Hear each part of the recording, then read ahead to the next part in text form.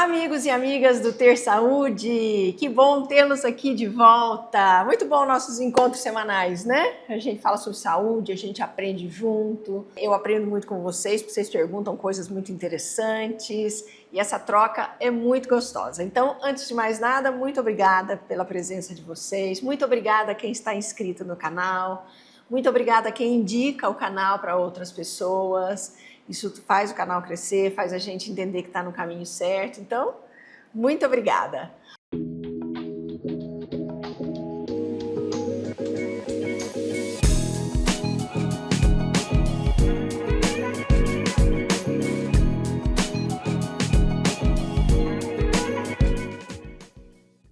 Hoje nós vamos falar sobre sua prisão de ventre pode ser emocional. Muita gente tem problemas de intestino preso, né? Ou de intestino solto, ou de intestino que dói, ou excesso de flatulência, ou muco nas fezes, catarro, sangue, inflamação crônica gastrointestinal, tanto homens quanto mulheres. E a maioria das abordagens terapêuticas fica olhando somente para o intestino, no sentido de fibra. Tem gente que usa antibiótico, probiótico, muda a alimentação, que é uma coisa muito importante. Mas você já ouviu falar que o intestino é o segundo cérebro? Essa frase hoje em dia ela é muito conhecida. Essa frase diz da inter-relação muito estreita que o cérebro tem com o intestino. Por quê? Um interfere no outro diretamente. Existe até um eixo, essa conexão, né? Que é um eixo cérebro-entérico, que a gente chama, que é basicamente um sistema nervoso central do intestino. O cérebro tem uma gama de neurônios, uma gama de fios, de conexões que vão direto para o intestino. E tudo que acontece no intestino é percebido pelo cérebro, tudo que acontece com o cérebro é percebido pelo intestino.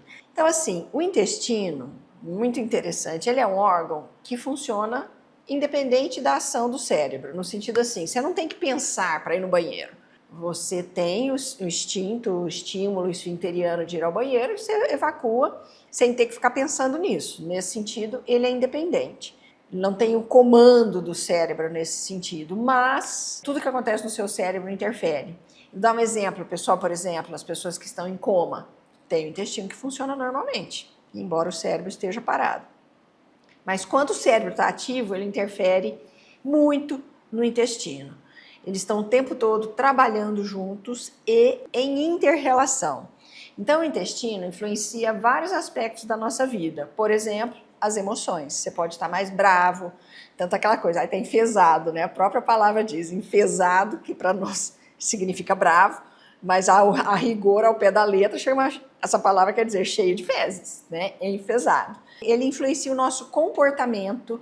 A pessoa pode ser mais agressiva ou ela pode ser mais tímida, mais recolhida por conta do que acontece no intestino. Interfere no sono, o intestino que funciona bem tende a fazer com que a pessoa durma melhor. Interfere na imunidade. Um intestino bom faz um sistema imune equilibrado. Um intestino permeável, por exemplo, pode fazer a pessoa ter doenças autoimunes. A gente já falou disso aqui. E vice-versa. O cérebro também interfere no intestino. Você está estressado, você tem diarreia. Você está ansioso, você prende o intestino. Se você está com medo, você tem gastrite. Enfim, é uma via de mão dupla. Você já sentiu isso? Eu estou ansioso por causa daquela aula e antes da aula, vai dar uma aula, tu fica ansiosa, aí dá diarreia. Ou, quando você está com fome, você fica mais irritado. Tem gente que fica irascível quando tem fome. A pessoa não fica, né? Tem que dar comida para a pessoa, senão ela fica brava. Tem aquele frio na barriga, vou fazer uma apresentação importante, dá aquele frio na barriga. Sensação de náusea, tem gente que vomita por estresse. Então, assim, intuitivamente a gente sente essa conexão. Emoções intensas, como raiva, ansiedade, tristeza, mas também excesso de alegria, euforia, muito contentamento. Isso a gente vê muito nos animais. Eventualmente, quem tem cachorro vê isso de uma maneira muito clara. Isso acontece com a gente também. Às vezes é um pouco menos óbvio, vamos dizer assim, né? Então, os estados emocionais interferem nas funções digestivas e de liberação, ou seja, de evacuação, né?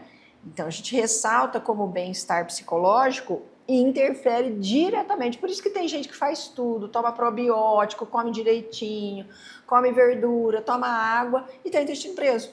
Mas doutora, a gente aparece aqui no consultório falando, não sei mais o que faço, porque eu faço tudo direitinho e eu não evacuo, meu intestino fica preso. Então assim, tanto coisas boas, emoções intensas, sejam elas boas, de alegria, de euforia, de um sonho realizado, quanto emoções não boas, raiva, medo, angústia, podem interferir nisso. A persistência desse estado emocional pode levar a uma persistência do quadro gastrointestinal. E o contrário também.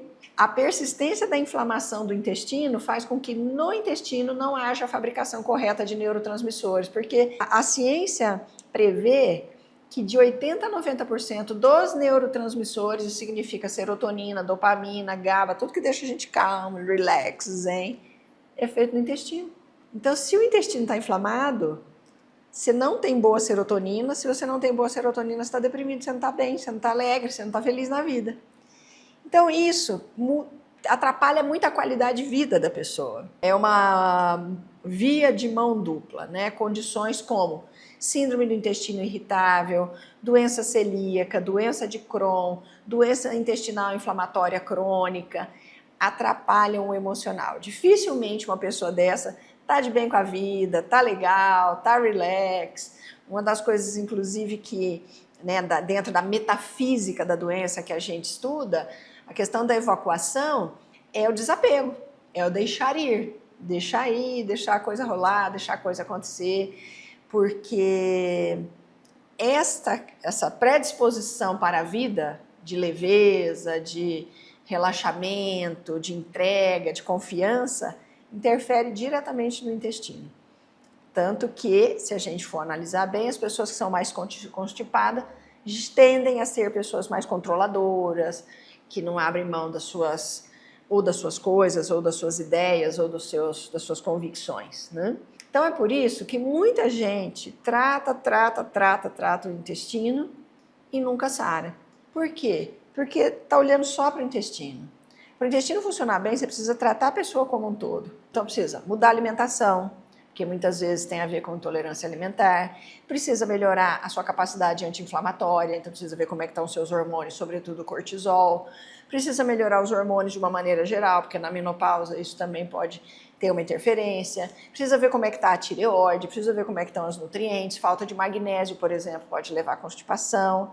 Então tem que olhar, e sobretudo a questão emocional, olhar a pessoa como um todo, porque senão não tem saída para essa questão intestinal. A gente precisa olhar a pessoa como um todo, e é o que eu faço no consultório, e eu percebo que essa abordagem multifatorial é o que mais resulta. Porque se você fica olhando só para o intestino, às vezes o grande problema está aqui no emocional, está na falta de nutriente, está na depressão, está naquele impacto emocional negativo que a pessoa teve e não conseguiu elaborar bem na vida. E é isso que você tem que tratar, para repercutir bem no intestino. Então, tudo que a gente conversa aqui no Ter Saúde é para munir você de informações, para que você possa passar a se cuidar melhor, passar a conversar melhor com a pessoa que te trata, o profissional de saúde, seja médico, seja nutricionista, para poder obter um melhor resultado do tratamento e que você tenha um intestino que finalmente funcione bem.